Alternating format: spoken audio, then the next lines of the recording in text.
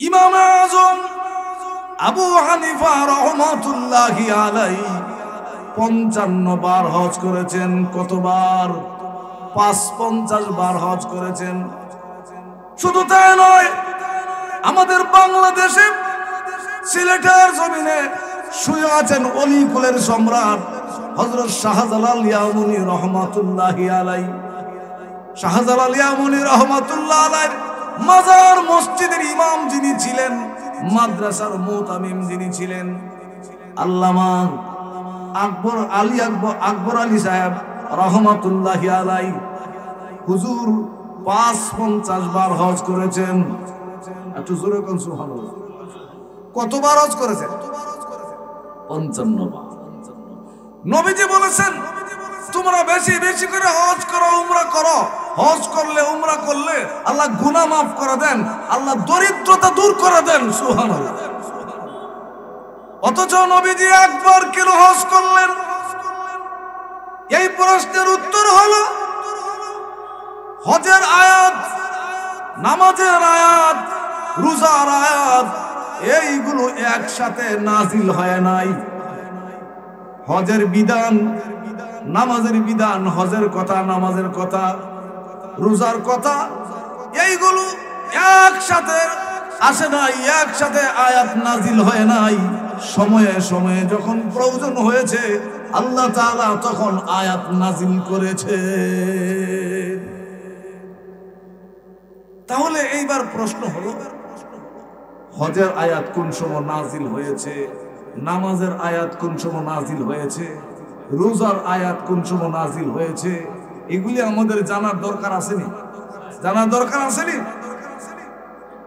নামাজের আয়াত নাজিল হয়েছে, নামাজ কোন সময় ফরজ হয়েছে? নামাজ ফরজ হয়েছে হিজরতের আগের বছর। কোন সময়? সবাই বলেন। হিজরতের আগের বছর নামাজ ফরজ হয়েছে। রোজা ফরজ হয়েছে হিজরি ৬ষ্ঠ সনে। কত সনে? ৬ষ্ঠ সনে। আর হজ ফরজ হয়েছে হিজরি ৯ম সনে। ৯ম হিজরিতে হজের আয়াত নাজিল হয়েছে। ৯ম হিজরিতে হজের আয়াত যখন নাজিল হলো, আল্লাহর রাসূল সাল্লাল্লাহু আলাইহি ওয়াসাল্লাম সাহাবীদেরকে বললেন, ইয়া সাহাবীরা, হজ ফরজ হয়েছে, হজের আয়াত নাজিল হয়েছে। এই বছর আমি হজে যাওয়ার জন্য প্রস্তুতি নেই নাই। নবীজি বলেন, ও আমার সাহাবীরা, তোমরা মক্কা শরীফ যাইয়া এই বছর হজ করে আসো। তোমাদের আমির বানিয়ে দিব আবু বকর সিদ্দিককে। আবু বকর সিদ্দিকের নেতৃত্বে তোমরা এই বছর হজ করে আসো। আল্লাহ আমাকে বাঁচিয়ে রাখলে ইনশাআল্লাহ আগামী বছর আমি রাসূল হজে যাব। রাসূল সাল্লাল্লাহু আলাইহি সাল্লাম বললেন, সাহাবীরা, তোমরা আবু বকর সিদ্দিকের সাথে যাইয়া এইবার তোমরা হজ করে আসো। হযরত আবু বকর সিদ্দিক রাদিয়াল্লাহু আনহুর সাথে সাহাবায়ে কেরাম মক্কা শরীফ আসছে, আয়েশা হজ করেছে। হজ করে মদিনা শরীফ যখন গেছে, মদিনা শরীফ যাওয়ার পরে রাসূল কারীম সাল্লাল্লাহু আলাইহি সাল্লাম বলেছেন, আমার সাহাবীরা, এই বছর আমি রাসূল হজে যাব। সামনে যে হজ আসতেছে, আমি রাসূল হজে যাব। আমার সাথে যারা হজে যেতে চাও তোমাদেরকে অনুমতি দেওয়া হলো। একটু জোরে করুন না সুবহানাল্লাহ। নবীজির জবান মুবারক থেকে এই কথা শোনার পরে সাহাবীরা আনন্দে আত্মহারা হয়ে গেছে। নবীজির সাথে হজ করতে পারবো, এর চেয়ে বড় সৌভাগ্য আর কি হতে পারে? যেই নবীর উপরে কোরআন নাজিল হয়েছে, যেই নবীজির উপরে হজের আয়াত নাজিল হয়েছে, নবীজি বলেছেন আগামী বছর নবীজির সাথে আমরা হজ করতে যাইতে পারবো। এর চেয়ে আর সৌভাগ্য কি হতে পারে? ভাইরা আমার, বাবারা, আমরাও যখন উমরা করতে যাই, হজ করতে যাই, ভালো কোনো আলেমের সাথে গেলে আনন্দিত হই, অনেক কিছু জানতে পারি। ভালো হক্কানি বা আমল আলেমের সাথে আমরা যেতে চাই, ঠিক কিনা? তাহলে যে রাসূলের উপর হজের আয়াত নাযিল হলো, কোরআন শরীফ নাযিল হলো, সেই রাসূলের সাথে হজ করা এটা সাধারণ বিষয় নয়, এটা অনেক বড় বিষয়। সাহাবায়ে কেরাম যখন এই কথা শুনেছে আনন্দে আত্মহারা হয়ে গেছে। আর রাসূল সাল্লাল্লাহু আলাইহি ওয়াসাল্লাম বলেছেন, আগামী বছর হজে যাওয়ার জন্য তোমরা আস্তে আস্তে প্রস্তুতি নিতে থাকো। সুবহানাল্লাহ। এইভাবে যখন দিন চলে যাচ্ছে, দিনের পরে রাত আসছে, রাতের পরে দিন আসছে, এইভাবে সপ্তাহ মাস চলে যাচ্ছে। যাইতে যাইতে এক পর্যায়ে জিলকদ চাঁদ যখন উদয় হলো, জিলকদের চাঁদ, ওই জিলকদ চাঁদের 24 তারিখ, কত তারিখ? কত তারিখ? জিলকদ চাঁদের 24 তারিখ রাসূল করিম সাল্লাল্লাহু আলাইহি ওয়াসাল্লাম জুমার দিন খুতবা দিবেন। ওই সময় খুতবার সময় নবীজি সাহাবীদেরকে বললেন, হে সাহাবীরা, হে মদিনাবাসী, হে সাহাবীরা, আমি তো বলেছি এই বছর আমার সাথে তোমরা হজে যেতে পারবে। আজকে জিলকদের 24 তারিখ জুমার দিন, আগামীকাল শনিবার জিলকদ চাঁদের 25 তারিখ। যারা আমার সাথে হজে যেতে চাও, আগামীকাল মদিনা থেকে আমরা মক্কার উদ্দেশ্যে যাব, হজের উদ্দেশ্যে রওনা হয়ে যাব। যারা আমার সাথে হজে যেতে চাও, আগামীকাল যোহর নামাজ আইসা মসজিদে নববীতে আমার সাথে আদায় করবে। রাসূল সাল্লাল্লাহু আলাইহি ওয়াসাল্লাম জুমার দিন খুতবার সময় এই কথা বললেন। জুমার নামাজের খুতবা আগে ছিল নামাজের পরে। কোন সময় ছিল? নামাজের পরে। এখন আমরা জুমার নামাজের খুতবা কোন সময় পড়ি? নামাজের আগে না পরে? জুমার নামাজের খুতবা নামাজের আগে পড়ি না পরে পড়ি? আগে পড়ি। ওই সময় জুমার নামাজের খুতবা ছিল নামাজের পরে। তাহলে আগে কোন ঘটনাকে কেন্দ্র করে আগে আসলো জুমার নামাজের খুতবা? এটা জানার দরকার আছে না নাই? আল বিদায়া ও নিহায়া গ্রন্থের মধ্যে আসছে, একবার মদিনা শরীফ অভাব দেখা দিয়েছিল। অভাব বলতে টাকা আছে, খাবার কিনতে পাওয়া যায় না। খাবারের অভাব, টাকা আছে, খাবার কিনতে পাওয়া যায় না। এইভাবে দিন চলতেছে। একবার দেখা গেল জুমার দিন, তখন বিদেশ থেকে, সিরিয়া থেকে একদল ব্যবসায়ী কিছু খাবার নিয়ে আসে মদিনায় বিক্রি করার জন্য। তারা সেই খাবারগুলি নিয়ে আইসা মসজিদে নববীর পাশেই তারা অবস্থান করেছে। আর ওই দিনটা ছিল জুমার দিন। কোন দিন? কোন দিন? জুমার দিন। রাসূল করিম সাল্লাল্লাহু আলাইহি ওয়াসাল্লাম জুমার নামাজ পড়ালেন মসজিদে। সাহাবায়ে কেরাম ভোরপুর নবীজি সেই সাহাবীদেরকে নিয়ে জুমার নামাজ পড়ালেন। জুমার নামাজ পড়ানোর পরে রাসূল যখন মিম্বরে দাঁড়াইলেন খুতবা দিবার জন্য, ঠিক এমন সময় সিরিয়ার সেই ব্যবসায়ীরা কিছু খাবার নিয়ে আইসা মসজিদে নববীর পাশে অবস্থান করে এলান করতেছে, ডেকে ডেকে বলতেছে, হে মদিনাবাসী, আমরা শুনেছি তোমাদের খাবারের অভাব, টাকা আছে, খাবার কিনতে পাও না। আমরা সিরিয়া থেকে কিছু খাবার নিয়ে আসছি বিক্রি করার জন্য। সেই মসজিদে নববীর পাশে আমরা বসছি। এই মুহূর্তে তোমরা যদি আসো খাবার কিনতে পারবে, কিন্তু একটু পরে যদি আসো আর খাবার পাওয়ার কোনো গ্যারান্টি নাই। আসলে এই মুহূর্তে আসো, পরে আসলে খাবার পাওয়ার গ্যারান্টি নাই। সিরিয়ার সেই ব্যবসায়ীদের এই কথার আওয়াজ মসজিদে নববীতে সাহাবায়ে কেরামের কান স্পর্শ করেছে। সাহাবায়ে কেরাম শুনতে পেয়েছে। শোনার পরে সাহাবায়ে কেরাম চিন্তা করতেছে, এই মুহূর্তে যদি খাবার কিনতে চলে যাই তাহলে তো রাসূলের জবান মুবারক থেকে খুতবা শুনতে পারবো না। আর যদি রাসূল সাল্লাল্লাহু আলাইহি ওয়াসাল্লামের জবান মুবারক থেকে খুতবা শোনার জন্য বসে থাকি, তাহলে তো একটু পরে গেলে খাবার পাওয়ার কোনো গ্যারান্টি নাই, খাবার নাও পাইতে পারি। সাহাবায়ে কেরাম চিন্তা করতেছে কি করবে। এই চিন্তা করতে করতে একজন সাহাবী আস্তে আস্তে করে বের হয়ে চলে গেছে খাবার কেনার জন্য। অন্য কাউকে ডিস্টার্ব করে নাই, অন্য কোনো সাহাবীকে বলে নাই আপনি আসেন, নিজে আস্তে করে চলে গেছে খাবার কেনার জন্য। আর মনে মনে বলতেছে, এই মুহূর্তে না গেলে খাবার তো কিনতে পারবো না। যখন একজন সাহাবী বের হয়ে চলে গেছে, এই সাহাবীর দেখা দেখি আরেকজন সাহাবী চলে গেছে, ওই সাহাবীর দেখা দেখি আরেকজন সাহাবী চলে গেছে।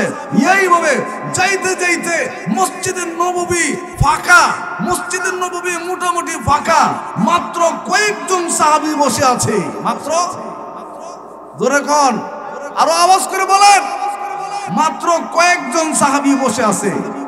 রাসূল করিম সাল্লাল্লাহু আলাইহি ওয়াসাল্লাম জুমার খুতবা দিলেন। খুতবা যখন শেষ হয়েছে, ঠিক এই মুহূর্তে হযরত জিবরাইল আলাইহিস সালাম এসে হাজির হয়ে গেছে। চিৎকার করে বলেন সুবহানাল্লাহ। জিবরাইল আলাইহিস সালাম এসে বলেছে, আসসালাতু ওয়াসসালামু আলাইকা ইয়া রাসূলুল্লাহ, আসসালাতু ওয়াসসালামু আলাইকা ইয়া হাবিবাল্লাহ। এখন নবীজি আপনি যখন জুমার নামাজ পড়াইলেন, মসজিদের ভিতরে মুসল্লি ভরপুর ছিল, আপনার সাহাবীরা নামাজ শেষ করে যখন খুতবা দিবার জন্য আপনি দাঁড়াইলেন, ঠিক এমন সময় সিরিয়া থেকে একদল ব্যবসায়ী কিছু খাবার নিয়ে আসে বিক্রি করার জন্য। আপনার সাহাবীরা খুতবা না শুনে খাবার কেনার জন্য চলে গেছে। মাত্র কয়েকজন সাহাবী বসে আছে। নবীজি যারা বসে আছে, আপনার জবান মুবারক থেকে যারা খুতবা শুনলো, তাদের তো খাবারের দরকার আছে, ঠিক কিনা? তাদের তো খাবারের দরকার আছে, কিন্তু তারা খাবার কেনার জন্য যায় নাই, বসে বসে আপনার জবান মুবারক থেকে তারা খুতবা শুনেছে। আল্লাহ আমাকে পাঠিয়েছেন আপনাকে জানাই দিবার জন্য কতজন সাহাবী বসে আছে, এদেরকে গনে গনে বলে দিবার জন্য আল্লাহ আমাকে বলেছেন আপনাকে জানানোর জন্য। নবীজি যারা খুতবা শুনলো বসে, এরা কতজন আপনি একটু গইনা গইনা বইলা দেন। জোরে জোরে কোন সুবহানাল্লাহ।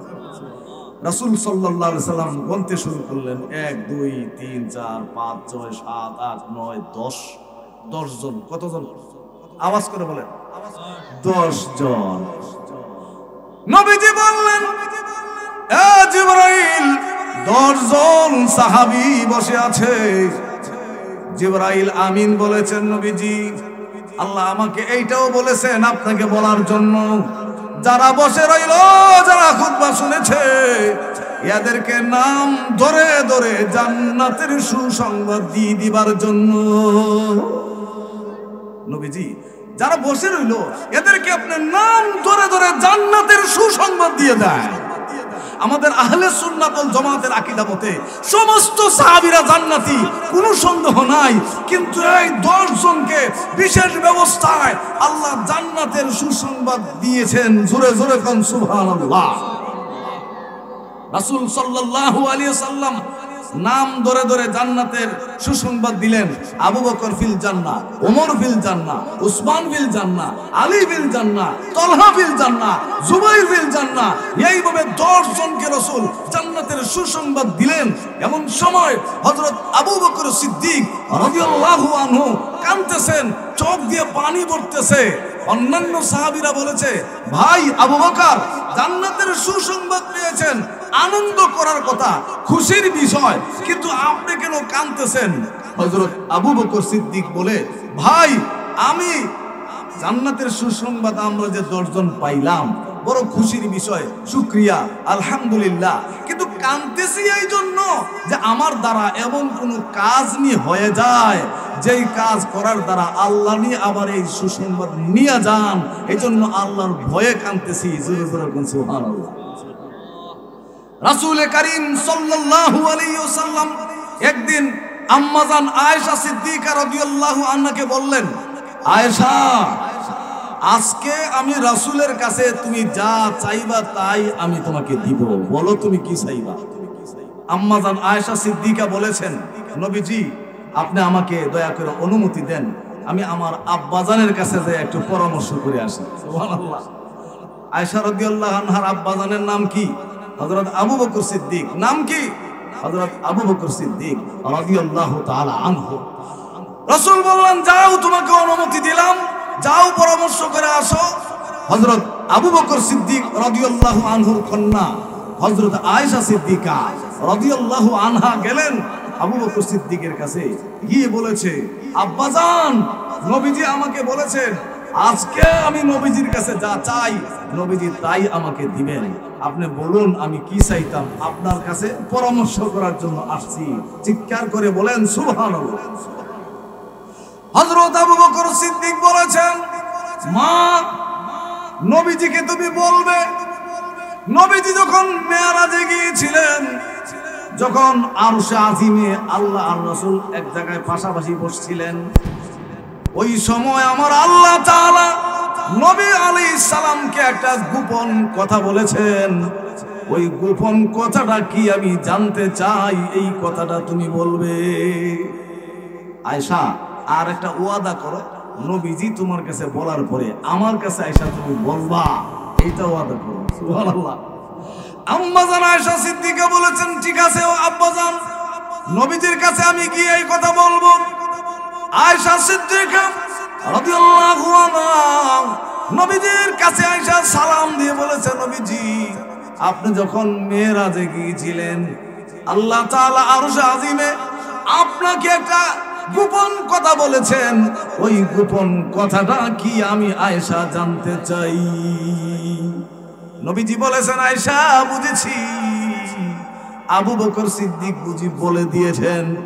হযরত আবু বকর সিদ্দিক রাদিয়াল্লাহু আনহু বলে দিয়েছেন। আম্মা জান আয়েশা সিদ্দিকা বলেছেন, ইয়া রাসূলুল্লাহ, ইয়া হাবিবাল্লাহ, আব্বা জান এই কথাটা বলেছেন। নবীজি বলেছেন, আয়েশা শোনো, আরশ আজিমে মেরাজের রাতে আল্লাহ তাআলা আমাকে বলেছেন, আমার নবী আমি একটা গোপন কথা আপনাকে বলে দেই, আপনার উম্মতের মধ্যে যারা ভাঙ্গা মন জোড়া লাগায়া দিবে, যারা ঝগড়া মিঠাইয়া দিবে, দুইজনে ঝগড়া লেগেছে মিলাইয়া দিবে, স্বামী আর স্ত্রী ঝগড়া লেগেছে মিলাইয়া দিবে, ভাইয়ে ভাইয়ে ঝগড়া লেগেছে মিলাইয়া দিবে, এলাকার মধ্যে দুই দলের ঝগড়া লেগেছে মিলাইয়া দিবে, এক কথায় যারা ভাঙ্গা মন জোড়া লাগায়া দিবে, আমি আল্লাহ আপনার ওই উম্মতকে বিনা হিসাবে জান্নাত দান করে দেব। আম্মা জান আয়েশা সিদ্দিকা রাদিয়াল্লাহু আনহা আবার গেলেন আবু বকর সিদ্দিকের কাছে, গিয়ে বলেছে, আব্বা জান আমি নবীজিকে জিজ্ঞাসা করেছি, নবীজি বলেছেন, আল্লাহ এই কথাই বলেছেন, নবীজির উম্মতের মধ্যে যারা ভাঙ্গা মন জোড়া লাগাই দিবে, মানুষের মনোমালিন্য থাকলে ঝগড়া থাকলে মিলাইয়া দিবে, আল্লাহ বিনা হিসাবে তাদেরকে জান্নাত দান করবেন। এই কথা শোনার পরে হযরত আবু বকর সিদ্দিক রাদিয়াল্লাহু আনহু কাঁদতেছেন, চোখ দিয়ে পানি পড়তেছে। আম্মা জান আয়েশা সিদ্দিকা বলেছেন, আব্বা জান আপনি কেন কাঁদতেছেন? আপনি তো কত ভাঙ্গা মন জোড়া লাগাইছেন, কত মানুষের উপকার করেছেন, আপনি কেন কাঁদতেছেন? হযরত আবু বকর সিদ্দিক বলেছেন, মা আমি অনেক ভাঙ্গা মন জোড়া লাগাইছি, অনেক মানুষের ঝগড়া মিটাই দিয়েছি, মিলিয়ে দিয়েছি, কিন্তু এই জন্য কাঁদতেছি যে আমার দ্বারা এমন কোন কাজ নি হয়ে যায়, কোন জোড়া লাগানো মন নিয়ে আমার দ্বারা ভেঙে যায়, কারণে কোনো কষ্ট পায়, আমি এই জন্য আল্লাহর ভয়ে কাঁদতেছি। যেরকম সুবহানাল্লাহ। অনেক মানুষ আছে ঝগড়া লাগলে মিলে দেয়, আবার অনেক মানুষ আছে একটু লাগায় রাখে, আছে না নাই? যেরকম আছে না নাই? হযরত আবু বকর সিদ্দিক রাদিয়াল্লাহু আনহু এই জন্য কাঁদতেছেন। তো বলতেছিলাম, এরপরে রাসূল যখন বললেন, জান্নাতের সুসংবাদ দিলেন সেই 10 জনকে, জিবরাইল বলেছেন, নবীজি আল্লাহ বলেছেন যে এতদিন জুমার নামাজের পরে খুতবা পড়তেন, এতদিন জুমার নামাজের খুতবা নামাজের পরে পড়তেন। আল্লাহ বলে দিয়েছেন, আজ থেকে কিয়ামত পর্যন্ত জুমার নামাজের খুতবা আর নামাজের পরে নয়, নামাজের আগে পড়তে হবে। এখন আমরা জুমার নামাজের খুতবা কোন সময় পড়ি? নামাজের আগে না পরে? আগে পড়ি। তো এই 10 জন সাহাবীকে আশারায়ে মুবাশশারা বলা হয়, জান্নাতের সুসংবাদ প্রাপ্ত 10 জন সাহাবী বলা হয়, ওনাদেরকে আশারায়ে মুবাশশারা বলা হয়। এবার আসেন, রাসূল করিম সাল্লাল্লাহু আলাইহি সাল্লাম খুতবা দিলেন, আর এরপরে রাসূল বললেন যে ওই আগামীকাল জিলকদ চাঁদের 25 তারিখ যারা আমার সাথে হজে যেতে চাও, তোমরা মসজিদে নববীতে আইসা আমার সাথে জোহর নামাজ পড়বে। কোন নামাজ? জোহর নামাজ পড়বে। ঠিক ওই সময় জিলকদ চাঁদের 25 তারিখ জোহর নামাজ পড়ার জন্য সাহাবীরা মসজিদে নববীতে জোহরের আগে যাইয়া উপস্থিত হয়েছে। নবীজির পিছনে জোহর নামাজ আদায় করেছে। জোহর নামাজ আদায় করার পরে হজের উদ্দেশ্যে আমার নবীজি এই সাহাবীদেরকে নিয়ে রওনা হলেন মক্কার দিকে। সুবহানাল্লাহ। ওই সময় যুলহুলাইফা আয়েশা ইহরাম বাঁধলেন। ইহরাম বাইদা হজের নিয়ত করে যখন রওনা হলেন মক্কা শরীফের দিকে, ঐতিহাসিকগণ লিখেন ওই সময় রাসূলের সাথে 1,44,000 সাহাবী ছিল। কতজন? 1,44,000 সাহাবায়ে কেরাম ছিল। নবীজির 9 জন স্ত্রী ছিলেন। হযরত ফাতেমাতু জোহরা রাদিয়াল্লাহু আনহাও ছিল। সাহাবায়ে কেরাম ছিল 1,44,000 সাহাবায়ে কেরাম। সেই সাহাবীদেরকে নিয়ে নবীজি মক্কা শরীফ আসলেন। হিজরি 9ম সনে আয়াত নাজিল হলো। রাসূল হজ করতে আসলেন হিজরি 10ম সনে। তখন মক্কা শরীফ আইসা আল্লাহর ঘর তাওয়াফ করলেন, সাফা মারওয়া সাই করলেন, জমজমের পানি পান করলেন। হজের নিয়ম অনুযায়ী যেদিন যেখানে যাওয়ার দরকার, মিনা, মুজদালিফা, আরাফা, যেই জায়গায় যেদিন যাওয়ার দরকার, এইভাবে ঠিক মতে নিয়ম অনুযায়ী হজের সব হুকুম আহকাম, ফরজ, ওয়াজিব, সুন্নত সবগুলি ঠিক মতে আদায় করলেন। এরপরে অর্থাৎ যেই দিন আরাফার দিন, যে আরাফার দিন রাসূল করিম সাল্লাল্লাহু আলাইহি ওয়াসাল্লাম আরাফার ময়দানে আসলেন। আরাফার ময়দানে সাহাবায়ে কেরাম উপস্থিত হয়েছে। হজ তো আরাফা, সবাই হাজিরা, সকলে আরাফা যেতে হয়, ঠিক কিনা?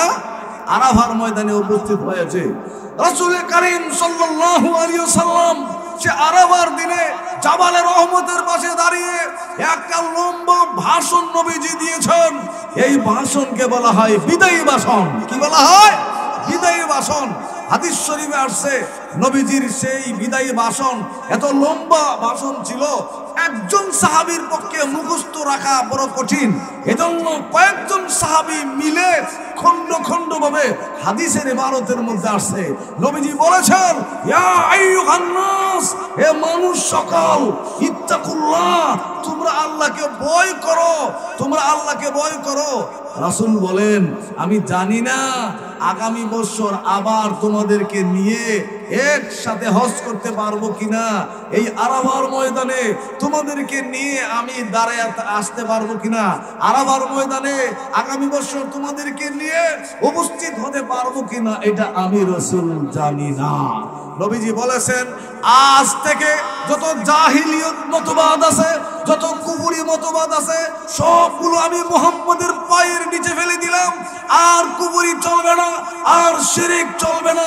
রাসূল করিম সাল্লাল্লাহু আলাইহি সাল্লাম বললেন, হে আমার সাহাবীরা, তোমরা যা খাবে তোমাদের স্ত্রীদেরকে তাই খাওয়াবে, তোমরা যা পরিধান করবে স্ত্রীদেরকে তাই পরিধান করাবে, কর্মচারী চাকর নকর তাদের সাথে ভালো ব্যবহার করবে।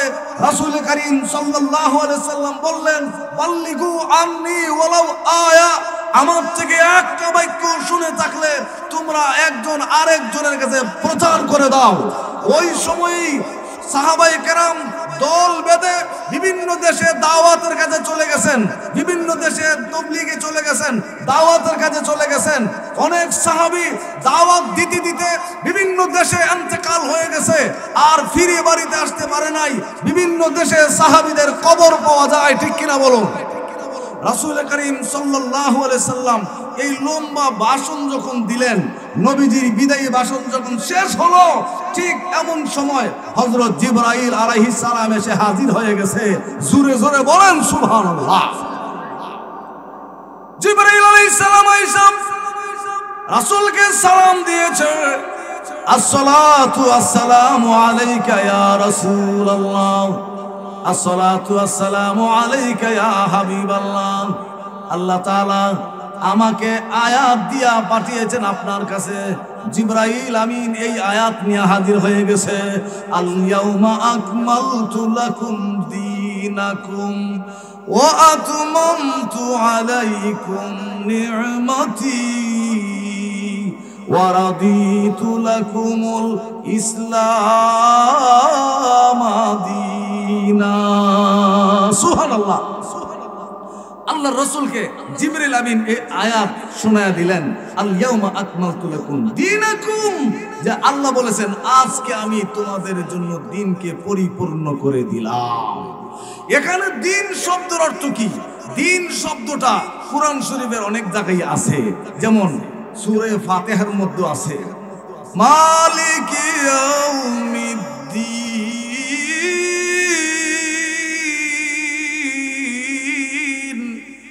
আসেনি কিয়ামত দিবসের মালিক। এখানে দ্বীন শব্দের অর্থ দিবস, দিন। আর যে আয়াত নাযিল হয়েছে ওইখানে দ্বীন শব্দের অর্থ বিধান। দ্বীন শব্দের অর্থ কি? এখানে বিধান। আবার আয়াতুল কুরসির মধ্যে আছে লা ইকরাহা ফিদ্দীন।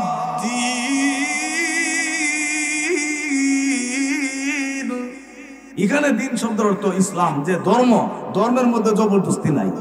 অর্থাৎ আল ইয়াউমা আকমালতু লাকুম দীনাকুম, আজকে আমি দ্বীনকে পরিপূর্ণ করে দিলাম। এর অর্থ হলো আমি আজকে বিধানকে পরিপূর্ণ করে দিলাম, আর নতুন করে কোনো বিধান দুনিয়াতে আসবে না। জোরে জোরে বলুন সুবহানাল্লাহ। ও আতমামতু আলাইকুম নি'মাতি, আমি আমার অনুগ্রহকে পূর্ণ করলাম তোমাদের প্রতি। ওয়া রাদিতু লাকুমুল ইসলাম দীনা, আর তোমাদের জন্য ইসলাম ধর্মকে মনোনীত করলাম।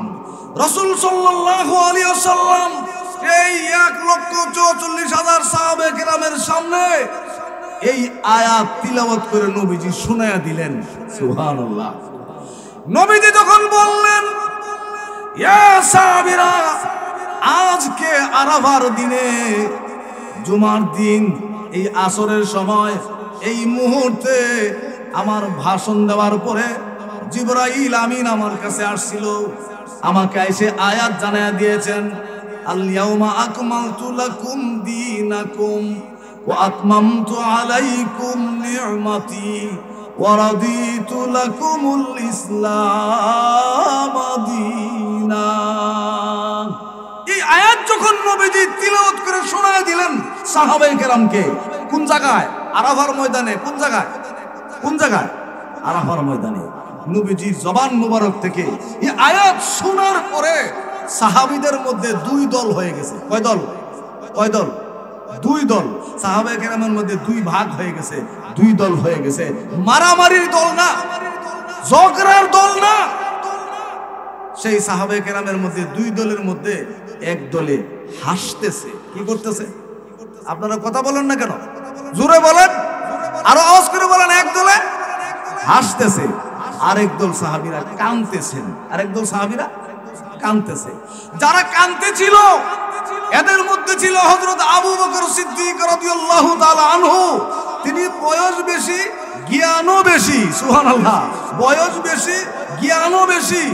তখন সাহাবীরা যারা হাসতেছিল তারা বলছে, ভাই আবু বকর, আজকে যে আয়াত নাজিল হয়েছে, আল্লাহ বলেছেন নতুন করে আর বিধান দুনিয়াতে আসবে না, হাসার কথা, কিন্তু আপনারা কেন কাঁদতেছেন? আবু বকর সিদ্দিক বলেছে, তোমরা কেন হাসতেছো এই কথা বলো। তারা বলেছে, যেহেতু নতুন করে আর কোনো নিয়ম কানুন বিধান আসবে না, এই জন্য আমরা হাসতেছি। আপনারা কেন কাঁদতেছেন? আবু বকর সিদ্দিক বলেছে, তোমরা হাসো, তোমাদের হাসাকে বাধা দিতে চাই না, কিন্তু আমরা কি জন্য কাঁদতেছি জানো? আমরা এই জন্য কাঁদতেছি যে আয়াত আজকে নাজিল হয়েছে, এই আয়াতের দুইটা অর্থ আছে। কয়টা?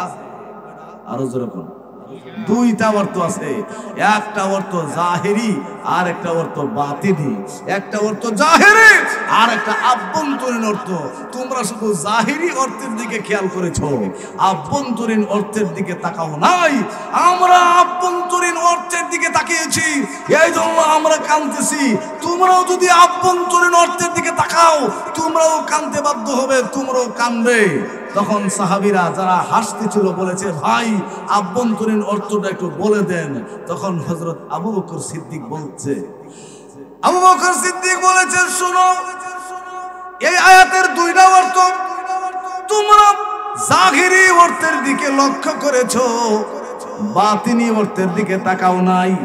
বাতিনি অর্থের দিকে তাকাইলে বোঝা যায় আমার নবীজি আর বেশি দিন দুনিয়াতে থাকবেন না। যেহেতু বিধান পরিপূর্ণ হয়ে গেছে, যেহেতু দাওয়াত বিধান পরিপূর্ণ হয়ে গেছে, আমার নবীজি আর বেশি দিন দুনিয়াতে থাকবেন না। নবীজিকে হারাইয়া কেমনে আমরা থাকবো, দিনের উপরে কেমনে অটল থাকবো, এই জন্য আমরা কাঁদতেছি। এই কথা বলার পরে এইবার আর একজন সাহাবীও হাসে না। 1,44,000 সাহাবী আরাফার ময়দানে একসাথে কান্নাকাটি শুরু করে দিয়েছে। কান্নার রুল পয়দা হয়ে গেছে। আর রাসূল করিম সাল্লাল্লাহু আলাইহি সাল্লাম আয়াত তিলাওয়াত করে তাঁবুর ভিতরে চলে গেলেন। আর সাহাবীরা যখন কান্নাকাটি শুরু করে দিয়েছে, পুরো আরাফার ময়দানে কান্নার রুল পয়দা হয়ে গেছে, তখন হযরতে উমর ফারুক রাদিয়াল্লাহু আনহু আস্তে আস্তে করে নবীজির তাঁবুর দরজার পাশে দাঁড়ায়া রাসূলকে সালাম দিয়েছে। আসসালাতু ওয়াসসালামু আলাইকা ইয়া রাসূলুল্লাহ, আসসালাতু ওয়াসসালামু আলাইকা ইয়া হাবিবাল্লাহ। নবীজি সালামের উত্তর দিলেন। সালামের উত্তর দিয়ে বললেন, ওমর কি জন্য আসছো, কোনো কিছু কি বলবে? হযরত উমর বলেছেন, নবীজি একটা কথা বলার জন্য হাজির হয়েছি। নবীজি বলেন, বলো উমর কি বলবে? হযরত উমর ফারুক রাদিয়াল্লাহু আনহু বলেছেন, নবীজি যে আয়াত আজকে নাজিল হয়েছে, এই আয়াতের আভ্যন্তরীণ দিকে লক্ষ্য করে আমরা দেখেছি আপনি আর বেশি দিন দুনিয়াতে থাকবেন না। আপনাকে হারাইয়া আমরা কেমনে সিরাতে মুস্তাকিমের উপর অটল থাকবো, দ্বীনের উপরে অটল থাকবো? এই জন্য আমি উমর সহ আরাফার ময়দানে আপনার সকল সাহাবীরা কাঁদতেছে। দয়া করে আপনি তশরিফ আনুন, আপনার উম্মতদেরকে একটু সান্ত্বনা দিয়ে দেন। চিৎকার করে কোন সুবহানাল্লাহ।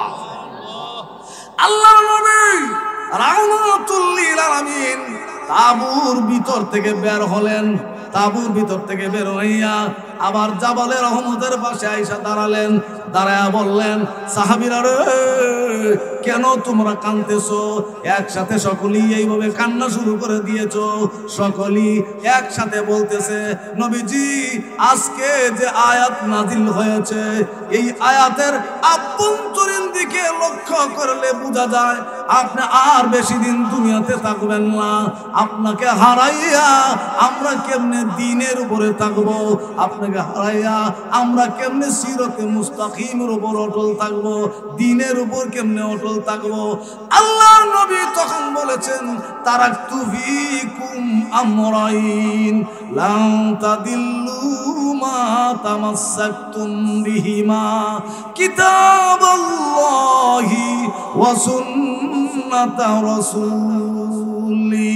নবীজি বলেছেন, ও আমার সাহাবীরা, আমি চলে যাব, কিন্তু দুইটা জিনিস আমি তোমাদের মাঝে রেখে গেলাম। কয়টা? দুইটা জিনিস আমি তোমাদের মাঝে রেখে গেলাম। যতদিন পর্যন্ত, যতক্ষণ পর্যন্ত তোমরা এই দুইটা জিনিসকে মজবুত করে ধরে রাখতে পারবে, কোনোদিন কোনো সময় তোমরা পথ হারা হবে না, পথভ্রষ্ট হবে না। জিনিস কয়টা? জোরে কান। জিনিস দুইটা। একটা হলো কিতাবুল্লাহ ওয়া সুন্নাতা রাসূলি, একটা হলো আল্লাহর কিতাব কোরআন শরীফ, আর একটা হলো আমি নবীর তরিকা, আমার সুন্নত। আল্লাহর কোরআন আর নবীর তরিকা ধরে রাখতে পারলে, আল্লাহর রাসূল বলেছেন আল্লাহর কোরআন আর সুন্নাতা রাসূলি, আমি নবীর সুন্নত যতক্ষণ পর্যন্ত আঁকড়িয়ে ধরে রাখবে, কোনোদিন কোনো সময় পথ হারা হবে না, পথভ্রষ্ট হবে না। আল্লাহর কোরআনকে ধরার অর্থ কি? আল্লাহ বলেন, ওয়াতাসিমু বিহাবলিল্লাহি জামিআ। আল্লাহ তাআলা বলেন, আমার রশিকে মজবুত করে ধরো। আমার রশির নাম কোরআন শরীফ। আল্লাহর রশির নাম কি? কোরআন শরীফ। কোরআন শরীফকে রশি বলা হয়েছে। কোন মানুষ কুয়ার নিচে যদি পড়ে যায়, ওই লোকটাকে কুয়ার নিচের থেকে উঠতে হলে রশির দরকার না বাঁশের দরকার? রশির দরকার। কুয়া থেকে মানুষকে উঠতে হইলে যেমনি ভাবে রশির দরকার, জান্নাতে যাইতে হলে কোরআনের দরকার। কোরআনের ব্যাখ্যা হলো হাদিস, কোরআনের ব্যাখ্যা হলেন আমার নবীজি, সারা তিনি শরীয়ত প্রণেতা। কোরআন শরীফ আল্লাহর কালাম। দুনিয়াতে যারা বইপত্র লেখে, কিতাবাদি লেখে, এই বইয়ের মধ্যে লিখা দেয়, আমার বই পড়ে, আমার কিতাব পড়ে যদি কোনো ভুল ধরতে পারেন আমাকে জানায় দিবেন, আমি সংশোধন করে নেব। কিন্তু আমার আল্লাহ এমন কোনো আয়াত নাজিল করেন নাই, হে বান্দা বান্দিরা আমার কোরআন পড়ে তোমরা যদি কোনো ভুল ধরতে পারো আমাকে জানায় দিও, আর একটা আয়াত নাজিল করব, এমন কথা আমার আল্লাহ বলেন নাই। কারণ আল্লাহর কোরআন এমন কিতাব যার মধ্যে ভুল তো নাই, ভুলের সন্দেহ পর্যন্ত নাই। ঠিক কিনা? আলিফ লাম মিম যালিকাল কিতাবু লা রাইবা ফীহি হুদাল লিল মুত্তাকিন।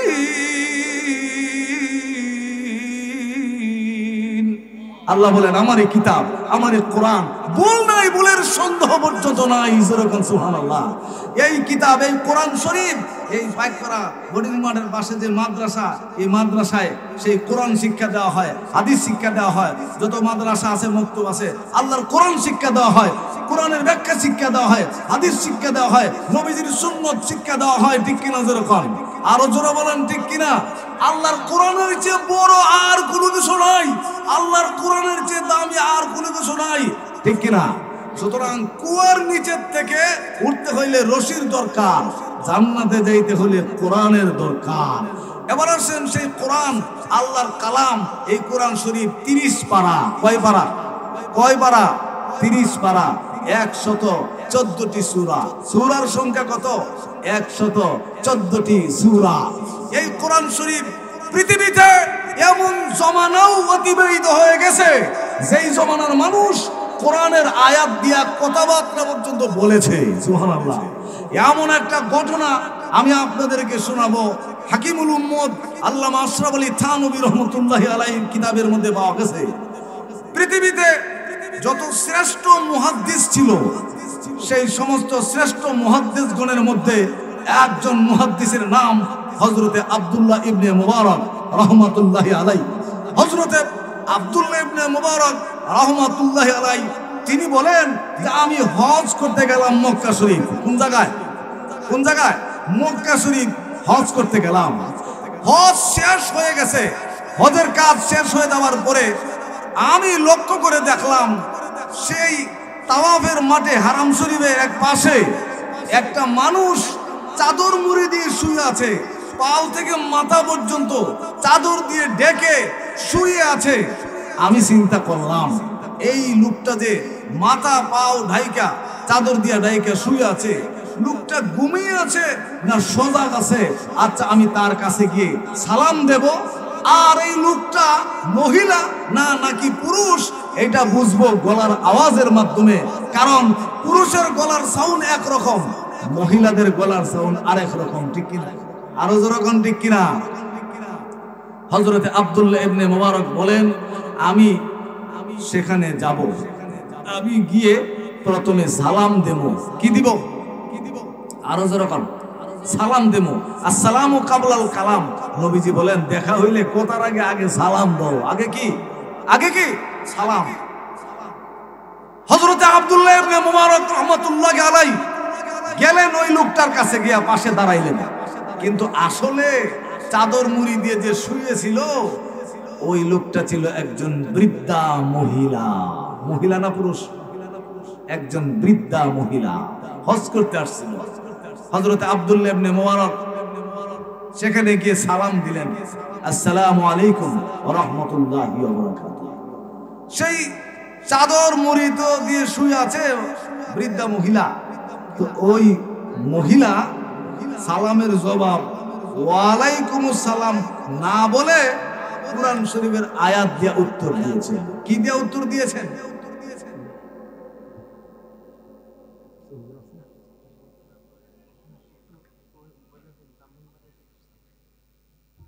আলহামদুলিল্লাহ, আমাদের প্রধান আকর্ষণ আল্লামা হযরতুল আল্লাম আল্লামা মুফতি সাখাওয়াত হোসেন রাজি সাহেব দামাত বারাকাতুহুম তিনি ব্রাহ্মণবাড়িতে আসছেন। ইনশাআল্লাহ কিছুক্ষণের ভিতরে মঞ্চে আসবেন। যারা বাহিরে ঘোরাফেরা করতেছেন আপনারা প্যান্ডেলের নিচে সামিয়ানার নিচে এসে বসুন।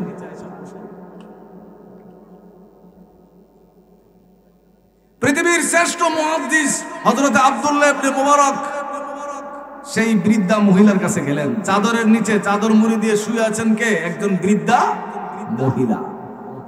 পৃথিবীর শ্রেষ্ঠ মুহাদ্দিস সেখানে গিয়ে সালাম দিলেন, আসসালামু আলাইকুম ওয়া রাহমাতুল্লাহি ওয়া বারাকাতুহু। সালামের উত্তর কি? ওয়া আলাইকুমুস সালাম ওয়া রাহমাতুল্লাহি ওয়া বারাকাতুহু। কিন্তু সেই বৃদ্ধা মহিলা কোরআনের সাথে তার এত গভীর সম্পর্ক ছিল, কোরআনকে এত ভালোবাসে, সেই মহিলা সালামের উত্তর ওয়া আলাইকুমুস সালাম বলে দেয় নাই, কোরআন শরীফের আয়াত দিয়া উত্তর দিয়েছে। সালামুন কাওলাম মির রাব্বির রাহিম।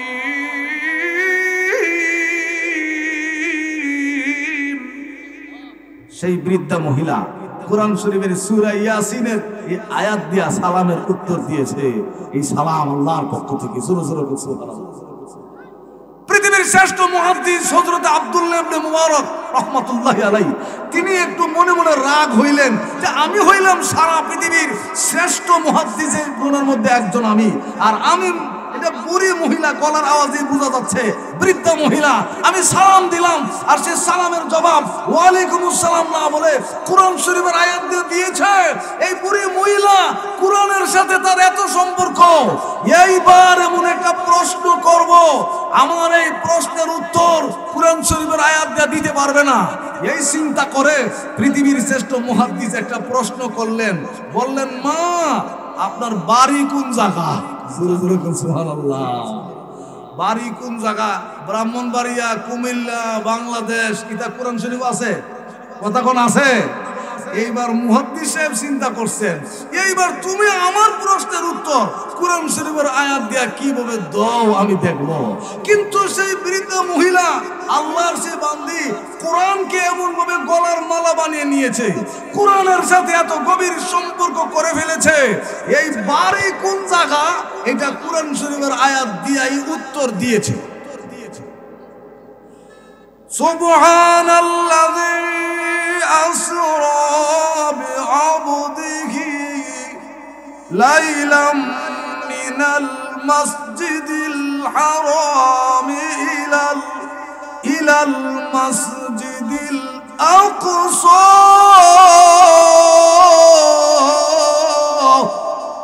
আল্লাহ তাআলা বলেন সমস্ত দোষ ত্রুটি থেকে মুক্ত সেই মহান আল্লাহ, সমস্ত অক্ষমতা থেকে মুক্ত সেই মহান আল্লাহ, যিনি তার রাসূলকে বাইতুল্লাহ শরীফ থেকে বাইতুল মুকাদ্দাস পর্যন্ত আসরার করিয়েছেন। মহিলা এই আয়াত দিয়ে বুঝিয়ে দিয়েছেন, ও মুহাদ্দিস সাহেব, হজ করতে আসছি বাইতুল্লাহ শরীফে, আমার বাড়ি বাইতুল মুকাদ্দাসের কাছে জেরুজালেমে। পৃথিবীর শ্রেষ্ঠ মুহাদ্দিস আব্দুল্লাহ ইবনে মুবারক মনে মনে আরো রাগ হয়ে গেছে, এটা বৃদ্ধা মহিলা আমার এই প্রশ্নের উত্তর কোরআনের আয়াত দিয়ে কিভাবে দিল? কোরআনকে এত গলার মালা বানিয়ে নিয়েছে, কোরআনের সাথে এত গভীর সম্পর্ক করে ফেলেছে। এইবার আমি এমন একটা প্রশ্ন করব, আমার এইবারের প্রশ্নের উত্তর এই বৃদ্ধা মহিলা কোরআনের আয়াত দিয়ে দিতে পারবে না।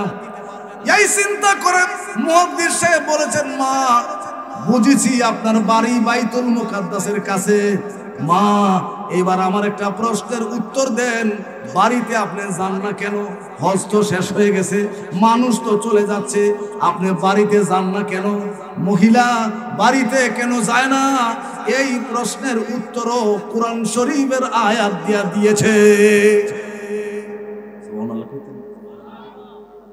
মহিলা, বৃদ্ধা মহিলা ওই আয়াত তিলাওয়াত করেছে, মাই ইয়াহদিল্লাহু ফালা মুদিল্লা লাহু ওয়া মাই ইউদ্লিলহু ফালা হাদিয়া লাহু। আল্লাহ বলেন, আল্লাহ যাকে হেদায়েত করেন কেউ তাকে পথভ্রষ্ট করতে পারে না, আল্লাহ যাকে পথভ্রষ্ট করেন কেউ তাকে হেদায়েত করতে পারে না। বৃদ্ধা মহিলা আয়াত তিলাওয়াত করে বুঝিয়ে দিলেন, ও মুহাদ্দিস সাহেব, আমি বাড়ির রাস্তা ভুলে গিয়েছি, এই জন্য বাড়িতে যাই না, এখানে পড়ে আছি। সুবহানাল্লাহ, আমি বাড়ির রাস্তা ভুলে গেছি। পৃথিবীর শ্রেষ্ঠ মুহাদ্দিস হযরতে আব্দুল্লাহ ইবনে মুবারক বলেন, এইবার এমন একটা প্রশ্ন করব, আমার এইবারের প্রশ্নের উত্তর এই বৃদ্ধা মহিলা কোরআনের আয়াত দিয়ে দিতে পারবে না। এই চিন্তা করে তখন পৃথিবীর শ্রেষ্ঠ মুহাদ্দিস হযরতে আব্দুল্লাহ ইবনে মুবারক বলেন, মা, তাহলে কয়দিন হয়ে গেছে আপনি এখানে আছেন? মহিলা কোরআনের আয়াত দিয়ে উত্তর দিয়েছে, কতদিন? সুবহানাল্লাহ। সালাসা লায়ালিন সাফিয়া, 3 দিন হয়ে গেছে, 3 রাত হয়ে গেছে। সুবহানাল্লাহ। পৃথিবীর শ্রেষ্ঠ মুহাদ্দিস আরো মনে মনে রাগ হইতেছে, এটা বুড়ি মহিলা কোরআনের আয়াত দিয়ে আমার প্রশ্নগুলোর উত্তর দিয়েছে, এইবার এমন একটা প্রশ্ন করব, আমার এইবারের প্রশ্নের উত্তর বৃদ্ধা মহিলা কোরআনের আয়াত দিয়ে দিতে পারবে না। এই চিন্তা করে এইবার একটা প্রশ্ন করেছে। এবার প্রশ্ন হলো, মা, 3 দিন হয়ে গেল, তা আপনি কি খান? খান কি? আপনি কি খান? এই কথাটা বলেন। বৃদ্ধা মহিলা কি খায়, কোথায় থেকে খাবার আসে, কোরআনের আয়াত দিয়া প্রশ্নের উত্তর দিয়েছে। আর তো জোরে কর না সুবহানাল্লাহ, আরো আওয়াজ করে বলুন সুবহানাল্লাহ। বৃদ্ধা মহিলা কোরআন শরীফের ওই আয়াত তিলাওয়াত করেছে, আল্লাযী হুয়া ইউতঈমুনি ওয়া ইয়াসকি। এর অর্থ হলো, ওই আল্লাহ আমাকে খাওয়ান, পান করান। যখনই আয়াত তিলাওয়াত করেছে, পৃথিবীর শ্রেষ্ঠ মুহাদ্দিস হযরত আব্দুল্লাহ ইবনে মুবারক বলেন, কেমন সে কি না এই প্রশ্নের উত্তর কোরআন শরীফের আয়াত দিয়া দিয়েছে। সুবহানাল্লাহ বলবেন না? বৃদ্ধা মহিলা ওই আয়াত তিলাওয়াত করেছে। মহিলা ওই আয়াত তিলাওয়াত করেছেন, সুম্মা আতিমুস সিয়ামা ইলাল লাইল।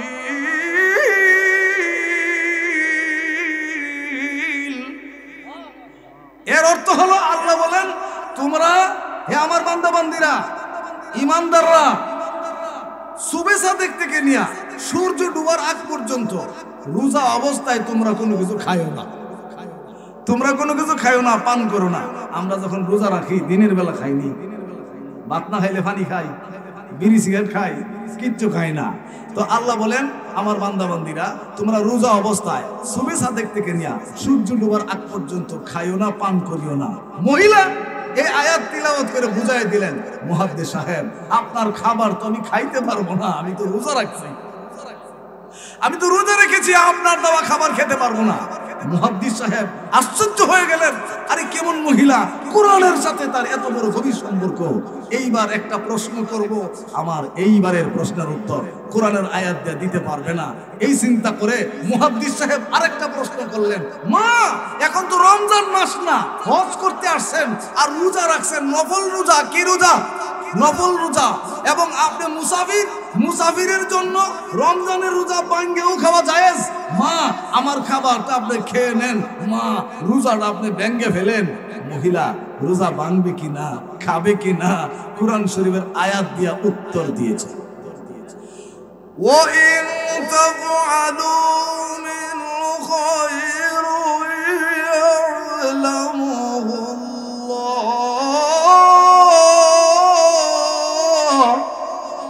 এই আয়াতের অর্থ হলো, আল্লাহ বলেন, হে বান্দা বান্দিরা, তোমরা যা কিছু করো, তোমরা যতটুকু আমল করো, যা কিছু করো, সব আমি আল্লাহ জানি। মহিলা বলছে, বুঝাইছেন, হে মুহাদ্দিস সাহেব, আমি রোজা ভাঙবো না, আমি রোজা রাখছি, আল্লাহ আমারে সওয়াব দিবেন, আল্লাহ আমাকে নেক দিবেন, সওয়াব দিবেন। আপনার কথা মতে নফল রোজা হোক, আমি ভাঙবো না, আপনার দেওয়া খাবার খাবো না। জোরে জোরে কোন সুবহানাল্লাহ। পৃথিবীর শ্রেষ্ঠ মুহাদ্দিস হযরত আব্দুল্লাহ ইবনে মুবারক আশ্চর্য হয়ে গেলেন, কেমন মহিলা, কোরআনের সাথে তার এত বড় সম্পর্ক। এইবার এমন একটা প্রশ্ন করব, আমার এইবারের প্রশ্নের উত্তর কুরআন শরীফের আয়াত দিয়া দিতে পারবে না। এই চিন্তা করে মুহাদ্দিস সাহেব আবার একটা প্রশ্ন করলেন, মা, আমার একটা উট আছে, আপনি যদি রাজি হন তাহলে আমার উটের উপরে আপনাকে আরোহণ করাইয়া আপনার বাড়িতে পৌঁছে দেব। সুবহানাল্লাহ। আপনি রাজি আছেন নি? মহিলা রাজি আছে কি না, যাবে কি না, এই প্রশ্নের উত্তরও কুরআন শরীফের আয়াত দিয়ে দিয়েছে। যেরকম সুবহানাল্লাহ, তাআওয়ানু আলাল বিররি ওয়াত তাকওয়া ওয়া লা তাআওয়ানু আলাল ইসমি ওয়াল উদওয়ান। আল্লাহ তাআলা বলেন, হে আমার বান্দা বান্দীরা, তোমরা সৎ কাজের সহযোগিতা করো, অসৎ কাজ থেকে নিষেধ করো। এই আয়াত দিয়া বৃদ্ধা মহিলা বুঝাইলেন, মুহাদ্দিস সাহেব আমাকে আমার বাড়িতে আপনি পৌঁছে দেবেন, এটা তো সৎ কাজ, আমি রাজি আছি। বালা বালা শব্দ তো হ্যাঁ, আমি রাজি আছি। পৃথিবীর শ্রেষ্ঠ মুহাদ্দিস একটা উট আইনার সামনে হাজির করে দিলেন। সেই বৃদ্ধা মহিলা উটের উপরে আরোহণ করতেছে। যখন উটের উপরে যখন আরোহণ করতেছে, আর মুহাদ্দিস সাহেব এই বৃদ্ধা মহিলার দিকে তাকাইয়া চিন্তা করতেছেন, বৃদ্ধা একজন মহিলা, বয়স্ক মহিলা, কোরআনের সাথে তার এত গভীর সম্পর্ক।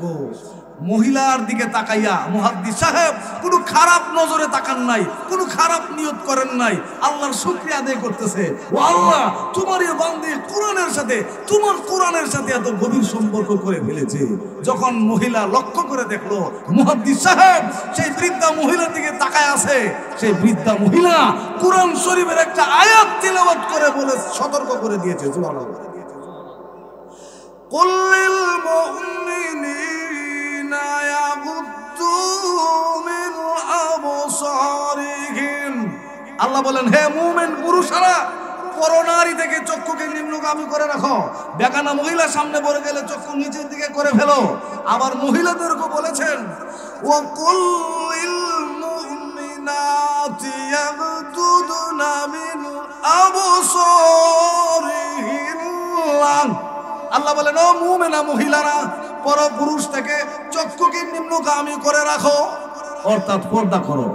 বৃদ্ধা মহিলা এই আয়াত তিলাওয়াত করে মুহাদ্দিস সাহেবকে সতর্ক করে দিলেন আর বুঝাই দিলেন, হে মুহাদ্দিস সাহেব, আমি একজন বৃদ্ধা মহিলা, উটের উপরে আরোহণ করতেছি, হয়তো আমার মাথার কাপড় পরে যেতে পারে, আপনার দৃষ্টি নিচের দিকে করে ফেলুন। সুবহানাল্লাহ। পৃথিবীর শ্রেষ্ঠ মুহাদ্দিস হযরতে আব্দুল্লাহ ইবনে মুবারক রাহমাতুল্লাহি আলাইহি লজ্জা পেয়ে গেলেন, দৃষ্টি শক্তি নিচের দিকে করে ফেললেন। আর ওই বৃদ্ধা মহিলা উটের উপরে আরোহণ করেছে। উটের উপরে আরোহণ করার সময় উটের মাথায় লেগে বৃদ্ধা মহিলার কাপড়ের আঁচলটা একটু ছিঁড়ে গেছে। মুহাদ্দিস সাহেব বলেছেন, মা, কাপড়ের আঁচলটা তো ছিঁড়ে গেল। এই কথা কেন বললো? মুহাদ্দিস সাহেবকে বৃদ্ধা মহিলা কোরআনের আয়াত তিলাওয়াত করে শোনায়া দিয়েছে। সুবহানাল্লাহ। মহিলা ওই আয়াত তিলাওয়াত করেছেন। বৃদ্ধা মহিলা, জহরাল ফাসাদু ফিল বাররি ওয়াল বাহরি বিমা কাসাবাত আইদিন নাস। আল্লাহ বলেন, ও বান্দা বান্দিরা, যত বিপদ আপদ দেখো, স্থল মুসিবত, জল মুসিবত, যত মুসিবত দেখো, বিপদ আপদ দেখো, এইগুলো তোমাদের গুনার কারণে তোমাদের হাতের কামাই। বৃদ্ধা মহিলা আয়াত তিলাওয়াত করে শোনায়া দিলেন আর বুঝায়া দিলেন, ও মুহাদ্দিস সাহেব, আমার কাপড়ের আঁচল ছিঁড়ে গেছে, আপনার দুঃখ করার কোনো কিছু নাই, হয়তো আমার কোনো অপরাধ ছিল, কাপড়ের আঁচলটা ছিঁড়ে গেছে। উটের উপরে আরোহণ করেছে, মুহাদ্দিস সাহেবও উটের উপরে আরোহণ করেছে। উট যাইতেছে যাইতেছে বাইতুল মুকাদ্দাসের দিকে যাইতেছে। মুহাদ্দিস সাহেব আর কথা বলার সাহস পান না। মুহাদ্দিস সাহেব মনে মনে বলেন, যতগুলি প্রশ্ন করলাম সব প্রশ্নের উত্তর, সকল প্রশ্নের উত্তর এই বৃদ্ধা মহিলা কোরআন শরীফের আয়াত দিয়ে দিয়েছে, আমি এইবার আর কি প্রশ্ন করব? তখন চিন্তা করতে করতে মুহাদ্দিস সাহেব হঠাৎ একটা প্রশ্ন করার সিদ্ধান্ত নিলেন। মুহাদ্দিস সাহেব সিদ্ধান্ত নিয়ে বললেন, ও মা, এইবার আর একটা প্রশ্ন করতে চাই। সেই প্রশ্ন হলো, মা গো, আপনি কি আপনার গ্রাম্য ভাষা জানেন না? আপনি কি আপনার দেশের গ্রাম্য ভাষা জানেন না? ওই মহিলা বলেছেন, নাম, হ্যাঁ, আমি আমার গ্রাম্য ভাষা জানি। মুহাদ্দিস সাহেব প্রশ্ন করেছে, মা গো, গ্রাম্য ভাষা জানলে কেন আপনি গ্রাম্য ভাষায় কথা বলেন নাই? যতগুলি প্রশ্ন করলাম সকল প্রশ্নের উত্তর কোরআন শরীফের আয়াত দিয়ে দিয়েছেন, গ্রাম্য ভাষায় কেন উত্তর দেন না? ও মহিলাকে বলেছে, মুহাদ্দিস সাহেব বলেছেন, মা গো, কেন আপনি গ্রাম্য ভাষায় আমার প্রশ্নের উত্তরগুলো দিলেন না? ওই বৃদ্ধা মহিলা গ্রাম্য ভাষায় কেন উত্তর দেয় নাই মুহাদ্দিসের প্রশ্নগুলি? এইবার আর একটা আয়াত তিলাওয়াত করে এই প্রশ্নের উত্তর দিয়েছে। মা ইয়ালফিযু মিন কওলিন ইল্লা লাদাইহি রাকীবুন আতীদ। বৃদ্ধা মহিলা এই আয়াত তিলাওয়াত করেছেন। আল্লাহ বলেছেন, ও বান্দা বান্দিরা, তোমরা যা করো আর যা বলো সব কিছু তোমাদের রেকর্ড হয়ে যায়। আমার কুদরতি ক্যামেরায় সব কিছু রেকর্ড হয়ে যায়, ফেরেশতারা সংরক্ষণ করে রাখে। ও বান্দা বান্দিরা, মিথ্যা কথা বললেও রেকর্ড হয়ে যায়, সত্য কথা বললেও রেকর্ড হয়ে যায়, ব্যবসা করতে যাইয়া দুর্নীতি করলেও রেকর্ড হয়ে যায়, নামাজ না পড়লেও রেকর্ড করে, নামাজ পড়লেও রেকর্ড করে। এক কথায় তোমাদের জীবনে যা কিছু করো আর বলো সব কিছু রেকর্ড হয়ে যায়। কিয়ামতের দিন তোমার সামনে রেকর্ড যখন ছেড়ে দেওয়া হবে, তুমি নিজের চোখে তোমার জীবনের কৃতকর্ম সবগুলো নিজের চোখে সেই দিন দেখতে পাবে। মহিলা, বৃদ্ধা মহিলা বুঝিয়ে দিয়েছেন আয়াত তিলাওয়াত করে, ও মুহাদ্দিস সাহেব, যেহেতু আমার জীবনের সবকিছু ফেরেশতারা রেকর্ড করে ফেলে, তাহলে আর রাসূল সাল্লাল্লাহু আলাইহি ওয়াসাল্লাম বলেছেন, মান ক্বারাআল কুরআন হারফান ফালাহু আশারু হাসানাত। নবীজি বলেছেন, কোরআন শরীফ থেকে কেউ যদি একটা অক্ষর পড়ে, আল্লাহ তাআলা তার আমলনামায় 10টা নেকি দান করবেন। আমি সিদ্ধান্ত করলাম যে আমার জীবনে যদি কোরআন শরীফের আয়াত দিয়ে কথাবার্তা বলতে থাকি, তাহলে আমার সারা জীবনে অনেক নেকি হয়ে যাবে। যেহেতু একটা অক্ষর বললে 10টা নেকি আল্লাহ দান করবেন, তাহলে আমার সারা জীবন যদি কোরআন শরীফের আয়াত দিয়ে কথাবার্তা বলি, আমার জীবনে আমার আমলনামায় অসংখ্য নেকি লেখা হয়ে যাবে। এই জন্য সিদ্ধান্ত করে নিলাম, যতদিন পর্যন্ত দুনিয়ায় জীবিত থাকবো কোরআন শরীফের আয়াত দিয়েই কথা বলবো। মুহাদ্দিস সাহেব আর প্রশ্ন করার সাহস পান না। উঠ যাইতেছে যাইতেছে বাইতুল মুকাদ্দাসের দিকে, যাইতেছে যাইতেছে বাইতুল মুকাদ্দাসের কাছাকাছি যখন পৌঁছে গেছেন, এমন সময় কিছু মানুষের সাথে দেখা হইল, কিছু মানুষ দেখা গেল। মুহাদ্দিস সাহেব এইবার চিন্তা করে দেখেন, এইবার একটা প্রশ্ন করব।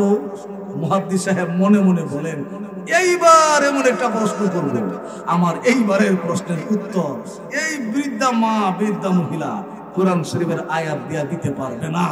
এই চিন্তা করে মুহাদ্দিস সাহেব একটা প্রশ্ন করেছে, মা, আপনার সন্তানাদি আসেনি? মুহাদ্দিস সাহেবের ধারণা হলো সন্তানাদি আসে না নাই, এইটা কোরআন শরীফের আয়াত দিয়া উত্তর দিতে পারবে না। আর আল্লাহর বান্দি কোরআন শরীফকে এমন ভাবে গলার মালা বানিয়ে নিয়েছেন, এই প্রশ্নের উত্তরও কোরআন শরীফের আয়াত দিয়াই দিয়েছে।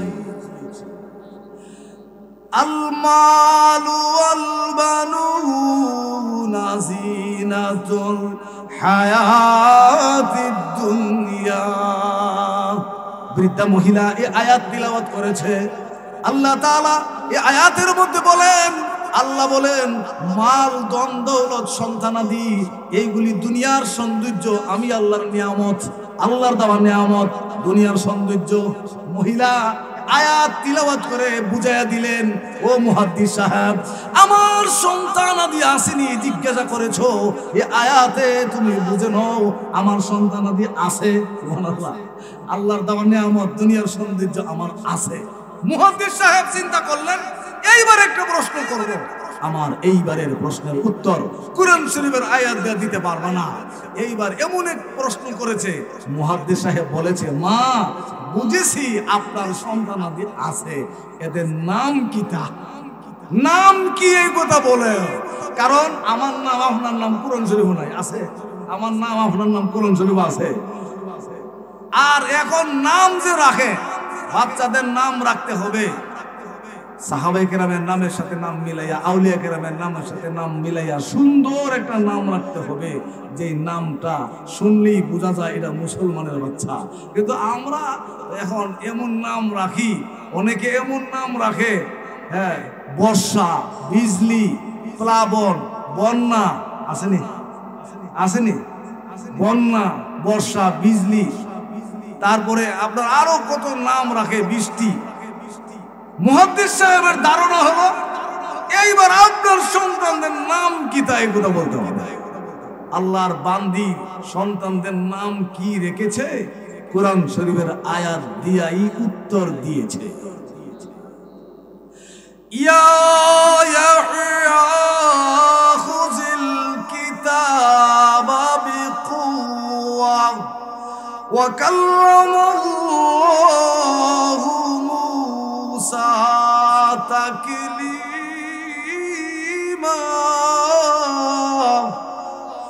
ওয়াত্তাখাযাল্লাহু ইব্রাহিমা খলিলা।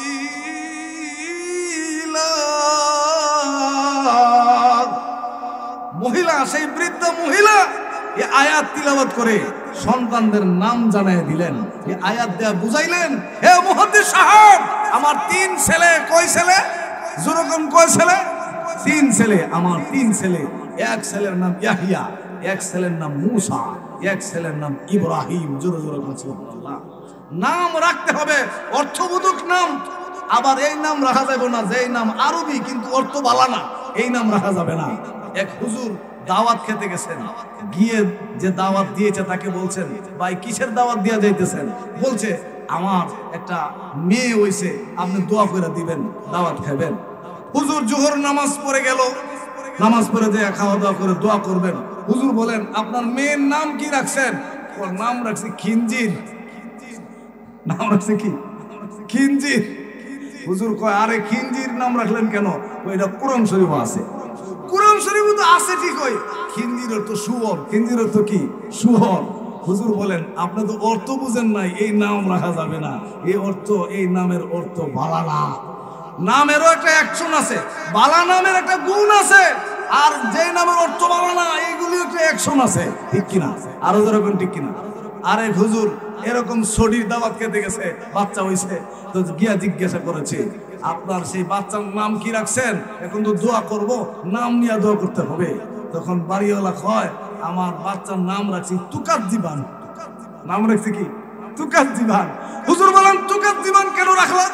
সে বলতেছে, তুকাত জীবান সূরা আর রহমানের মধ্যে আছে, ফাবি আই আলাই রাব্বিকুমা তুকাযিবান।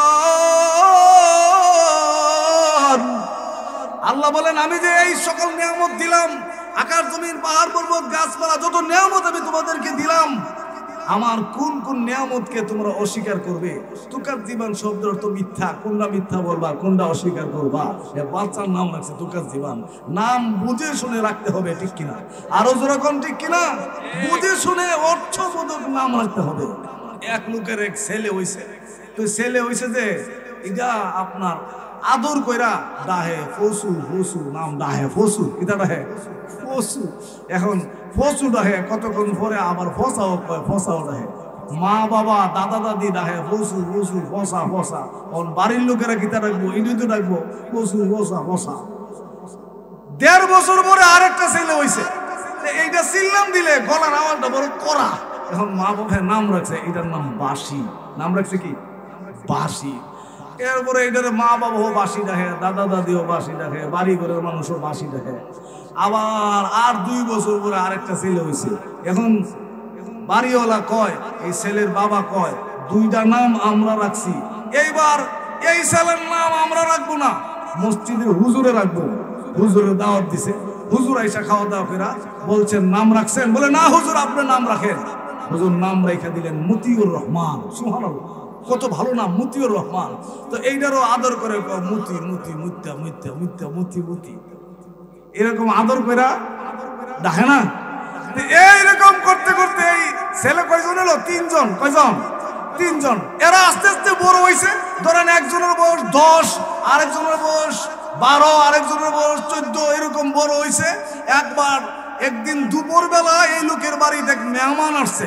তো মেহমান আসছে, সকল মেহমান কিন্তু আইসা থাকতে চায় না, অনেকের অনেক কাজ থাকে, চলে যেতে চায়, ঠিক কিনা? ঠিক কিনা? আবার অনেক মেহমান আছে আজাইরা, ও গেছি যখন 10-12 দিন থেকে লই। যেমন এক লোক বেড়াইতে আইছে, আসার পরে বাড়ির মালিক বলতেছে, বাতিজা তুমি তো আমার খালাতো ভাইয়ের ছেলে, অনেকদিন হয়ে গেছে তুমি তো আসো না, আচ্ছা আজকে আসছো ভালোই হয়েছে, আর মনে মনে করে থাকিস না, যাইস গিয়া। এখন কো বাতিজা তুমি অনেকদিন পরে আইছো, আমি যদি কই এখন থাকো তুমি কি আর থাকবা? আচ্ছা আজকে চলে গেলে আরেকদিন কিন্তু আইসো।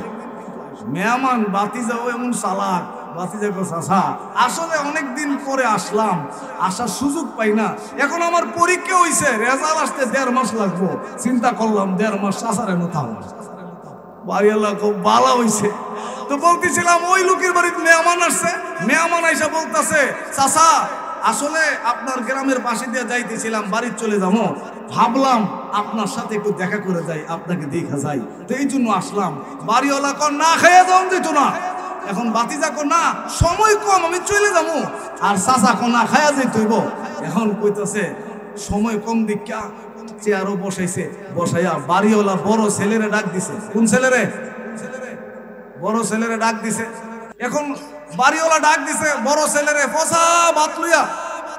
এখন এই মেহমান মনে করছে ফসা ভাত খাওয়াইব, ও আমি তো খানা খাইতাম না, সময় কম চলে যাবো। এখন কোন না খাইয়া যাইতে। দ্বিতীয় ছেলেরে ডাক দিছে বাসি তরকারি লইয়া। এখন বেড়া মনে করছে বাসি তরকারি খাওয়াইব, আসলে তো বাসি তরকারি না, এইটারে কয়ে মুখে পানি লইয়া মেহমান দিছে দৌড়, বেড়া ধরছে, কই যাও? কই যাই এদিকে তা, কইটা আমার ছেলের নাম, এমন নাম রাখছো, শুনলে যেমন লাগে, নাম অর্থবোধক রাখতে হবে, ঠিক কিনা? যেরকম ইনশাআল্লাহুল আজিজ বাকি ঘটনা অন্যদিন সময় পেলে বলবো।